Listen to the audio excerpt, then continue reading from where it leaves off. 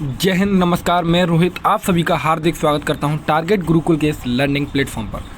साथियों, आज हम पॉलिटी का निचोड़ करने वाले हैं। मतलब कि जितना मैंने आपको पॉलिटी के 12 से 14 वीडियोस दिए हैं, उन सब का निचोड़ एक वीडियो में मिलेगा। वो भी 30 मिनट से कम का वीडियो है। इसमें वो सारे प्रश्न रखे गए हैं जो पिछली सालों में आए हुए हैं। ऐसा नहीं है केवल ये आपके इंट्रेंस एग्ज़ाम के लिए इम्पोर्टेंट है, बल्कि ये आप किसी भी कॉम्पिटिशन एग्ज़ाम की तैयारी कर रहे हैं, रेलवे पुलिस, इन सब के लिए भी इम्पोर्टेंट रहेगा। तो वीडियो को स्टार्ट करते हैं बिना किसी देरी के। तो अगर आपको भारतीय संविधान वीडियो देखनी है तो आप प्लेलिस्ट फॉलो कर सकते हैं मेरा। फर्स्ट क्वेश्चन है, भारतीय संविधान अपने नागरिकों को डैश डैश की समानता का वचन देता है। तो अवसर और प्रतिष्ठा की समानता का वचन देता है। थोड़ा सा चर्चा करेंगे प्रियम्बल के ऊपर। तो देखो, प्रियम्बल क्या है? जो प्रस्तावना है भारतीय, इसको इंग्लिश में कहते हैं प्रियम्बल। ये प्रीफेस ऑफ कॉन्स्टिट्यूशन है। प्रीफेस कहें या फिर इंट्रोडक्शन ऑफ इंडियन कॉन्स्टिट्यूशन है। इसको जवाहरलाल नेहरू जी ने 13 दिसंबर 1946 को ऑब्जेक्टिव रेजोल्यूशन के नाम से पेश किया था और इसको 26 नवंबर 1949 को अपनाया गया था। ठीक है। प्रस्तावना का संशोधन एक ही बार हुआ है, 42वां संविधान संशोधन 1976। इसमें 3 शब्दों को जोड़ा गया था, पंथ निरपेक्ष, समाजवाद और अखंडता। ठीक है। अगर आपको ये पीडीएफ इंग्लिश में भी चाहिए तो आप कमेंट कर देंगे, मैं इसको इंग्लिश में भी आपको प्रोवाइड करा दूंगा।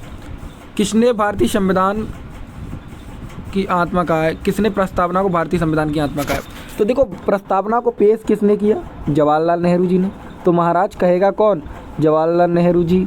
लेकिन सर, हमने तो ये भी सुना है कि भारतीय संविधान की आत्मा आर्टिकल 32 है। आर्टिकल 32 है, ये भी किसी ने कहा था। जी बिल्कुल, आपने सही सुना है। ये कहा था डॉक्टर वी.आर. अम्बेडकर जी ने। किसने? Doctor VR. अम्बेडकर जी ने। Doctor VR. अम्बेडकर जी के बारे में थोड़ी सी बात करें तो ये ड्राफ्टिंग कमेटी के चेयरपर्सन थे। सर, ये ड्राफ्टिंग कमेटी क्या है? ड्राफ्टिंग कमेटी का मतलब था जो उसका ड्राफ्ट तैयार कर रही थी, उसे बना रही थी। ड्राफ्टिंग कमेटी बनी कब थी? ये डेट आप ज़रूर लिख लेंगे, आपसे पूछी भी जा सकती है। तो 29 अगस्त 1947 में बनी थी। ठीक है। इसमें 7 मेंबर थे और जो चेयरपर्सन थे वो डॉक्टर वी.आर. अम्बेडकर जी थे। तो क्लियर हुआ, भारतीय संविधान की आत्मा किसने कहा? जवाहरलाल नेहरू जी ने। लेकिन आर्टिकल 32 को heart and soul of Indian constitution कहा है डॉक्टर वी.आर. अम्बेडकर जी ने। इसके बाद है, पहले 1935 को संविधान सभा का प्रस्ताव किसने दिया? ये नहीं है कि हमारी संविधान सभा, पहले तो मैं आपको बात कर दूं कि संविधान सभा की 9 दिसंबर 1946 को पहली मीटिंग थी। संविधान सभा नवंबर 1946 में हमें बनाने के लिए परमिशन मिली थी। वाई? Cabinet mission. किसके द्वारा? कैबिनेट मिशन के द्वारा। तो कैबिनेट मिशन के द्वारा हमें परमिशन मिली कि हम संविधान सभा बना सकते हैं और अपने देश के लिए एक संविधान लिख सकते हैं। लेकिन 1935 में किसने मांग की थी? ये प्रश्न आपसे पूछा जा रहा है। तो मानवेंद्र रॉय जी ने मांग की थी 1935 में। ठीक है। इसके बाद तो कांग्रेस पार्टी ने भी कई बार की है। तो याद रखेंगे, 1946 कैबिनेट मिशन भारत आया, उस पर ही संविधान सभा का गठन हुआ। संविधान सभा की व्याख्या कांग्रेस के किस अधिवेशन में की गई? तो ये था फैजपुर अधिवेशन। कौन सा? फैजपुर अधिवेशन। कांग्रेस का फैजपुर अधिवेशन में की गई है। और ये प्रश्न काफ़ी महत्वपूर्ण है और ये प्रश्न मैंने इसलिए डाला है क्योंकि मेरे दिमाग में सडनली आया तो मैंने इसको डाल दिया। आपसे एक बार ये प्रश्न पूछा भी गया था कि संपूर्ण क्रांति का जनक किसे कहा जाता है? तो जयप्रकाश नारायण जी को संपूर्ण क्रांति का जनक कहा जाता है। साथ ही मैं थोड़ा सा आपको अपने सोशल मीडिया हैंडल के बारे में बता देता हूँ। अगर आपको किसी प्रकार की कोई भी प्रॉब्लम है तो आप इंस्टाग्राम पर टीम रोहित तोमर के नाम से सर्च करेंगे, वहाँ पे आप मुझसे बातचीत कर सकते हैं। टेलीग्राम पर बातचीत कर सकते हैं टीम रोहित तोमर। फेसबुक पर बात कर सकते हैं टीम रोहित तोमर। ठीक है। और ये पीडीएफ आपको मिलेगी टारगेट गुरुकुल के, जो आपका टारगेट गुरुकुल का टेलीग्राम चैनल, वहाँ से। संविधान सभा के पहले अध्यक्ष कौन थे? अब देखो, संविधान सभा के पहले अध्यक्ष पूछिए। ना इन्होंने कहा कि परमानेंट कौन थे, ना इन्होंने कहा कि टेम्परेरी कौन थे। ऐसे प्रश्न घुमाने के लिए दिए जाते हैं और ये इन्हीं प्रश्नों को आपको मैं रूबरू करा रहा हूँ। कहीं भी डटना नहीं है, रुकना नहीं है। हम जो प्रश्न करेंगे वो प्रश्न आपके लिए बहुत महत्वपूर्ण होंगे। संविधान सभा का पहला अध्यक्ष कौन था? तो आप बताएंगे डॉक्टर सच्चिदानंद सिन्हा। H.C. सिन्हा साहब थे। लेकिन अगर उन्होंने कहा कि स्थायी अध्यक्ष कौन था, तो आप कहेंगे, देखो अस्थायी अध्यक्ष थे ये, 9 दिसंबर की मीटिंग बनी थी, 11 दिसंबर को डॉक्टर राजेंद्र प्रसाद बन गए थे। कौन बने थे? डॉक्टर राजेंद्र प्रसाद। ठीक है, ये भारत के पहले राष्ट्रपति भी रहे हैं। ठीक है, दिक्कत समस्या हुआ करे आप, कमेंट बॉक्स इसीलिए दिया गया, आप कमेंट करेंगे। आपका एक तो यार, हाँ, भारतीय संविधान की प्रारूप समिति के अध्यक्ष यानी ड्राफ्टिंग कमेटी, तो डॉक्टर BR अम्बेडकर जी थे। ठीक है, ये कब बनी थी तो आपको मैंने बता दिया, 7 सदस्य थे इसके अंदर। 29 अगस्त 1947 को ये बनी थी। भारतीय मूल संविधान में कितने आर्टिकल थे? मूल संविधान में 395 आर्टिकल थे, लेकिन आज 400 प्लस आर्टिकल्स हो चुके हैं। 22 भाग थे, 8 अनुसूची थी। 26 जनवरी 1950 को जब संविधान लागू किया गया था तब। ठीक है, अब देखो यहाँ पे 2 प्रश्न बन जाते हैं आपके। पहली बात तो आपको ये पता चल गया कि संविधान हमारा बनकर तैयार हुआ था 26 नवंबर 1949 को, लेकिन इसको अपनाया, मतलब चालू किया गया था, इसको फोर्स में लाया गया था, वो डेट थी आपकी 26 जनवरी 1950। चलते हैं अगले प्रश्न की ओर। भारतीय संविधान की प्रस्तावना अमेरिका के संविधान से ली गई है, ये तो आपको पता ही है। ठीक है, ये तो मैं पहले भी बता ही चुका हूँ। और इसकी जो भाषा है वो ऑस्ट्रेलिया के संविधान से ली गई है।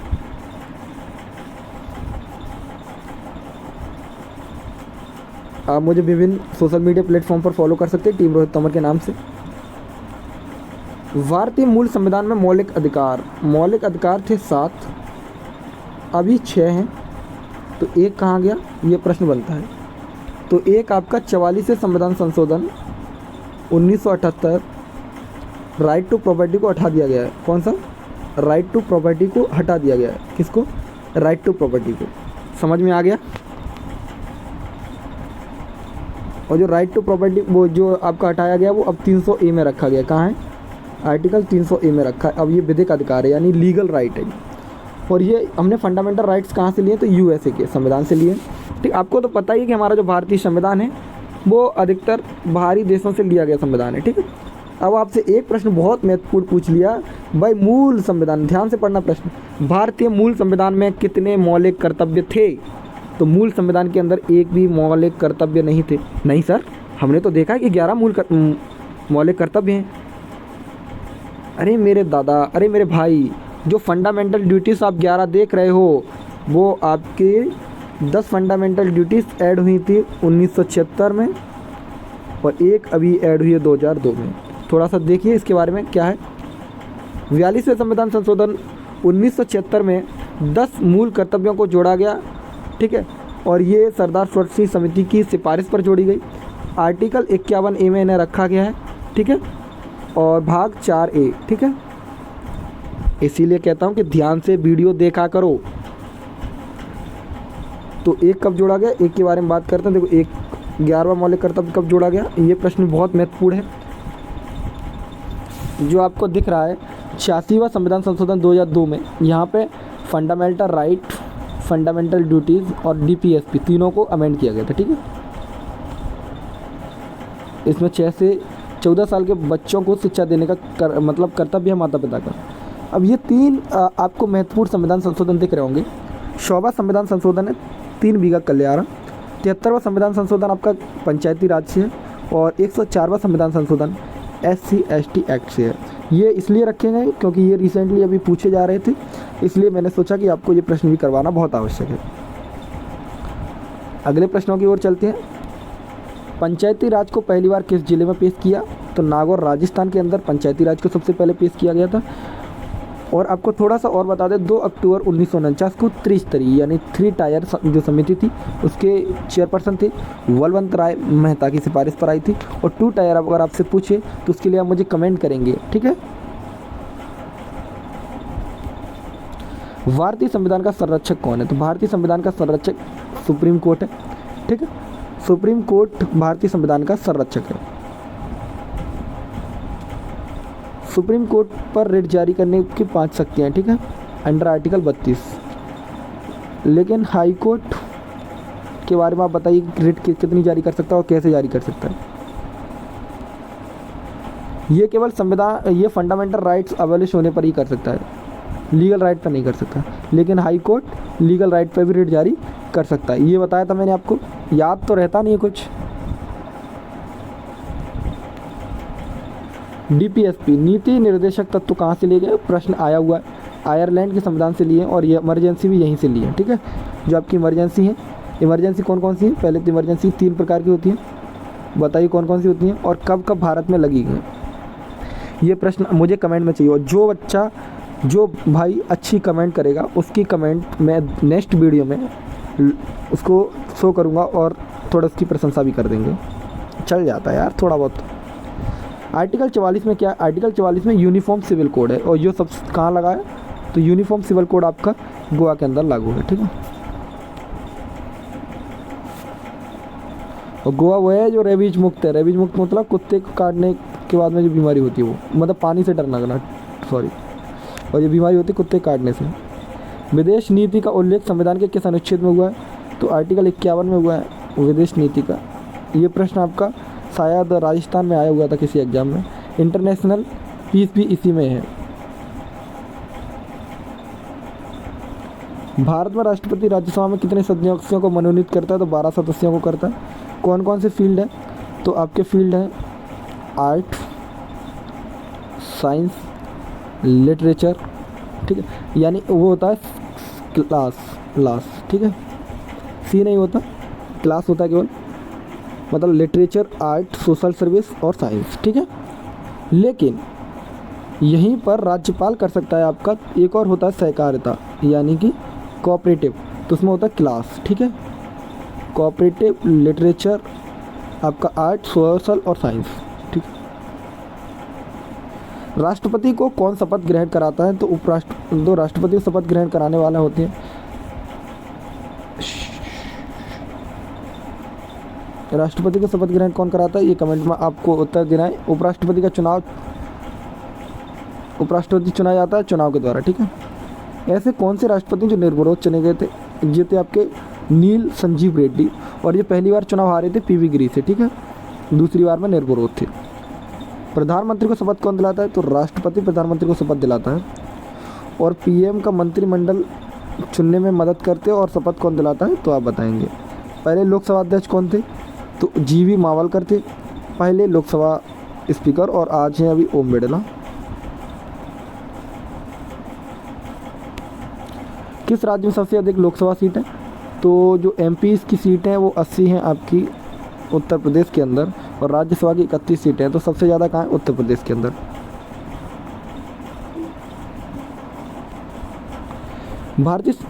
भारत के संविधान के अनुसार राष्ट्रपति के पास यानी ऑर्डिनेंस अध्यादेश जारी करने की शक्ति आर्टिकल 123 के अंदर है। क्षमादान की शक्ति आर्टिकल 72, गवर्नर के पास क्षमादान की शक्ति 61 में होती है गवर्नर के पास, राज्यपाल, और अध्यादेश जारी करने की शक्ति 213। देखो यहाँ पे ये राष्ट्रपति के पास है, 213 में राज्यपाल के पास है। क्षमादान की शक्ति 72 में है, ठीक, और उसके पास 161 में है। राष्ट्रपति पर महाभियोग किस अनुच्छेद के अनुसार लगाया जा सकता है, तो आर्टिकल 61 के अनुसार लगाया जा सकता है, ठीक है। भारत के ऐसे कौन से राष्ट्रपति थे जो राजनीति पार्टी से नहीं जुड़े थे, वो तो डॉक्टर APJ अब्दुल कलाम, या मिसाल मैन ऑफ इंडिया थे ये तो, ठीक है।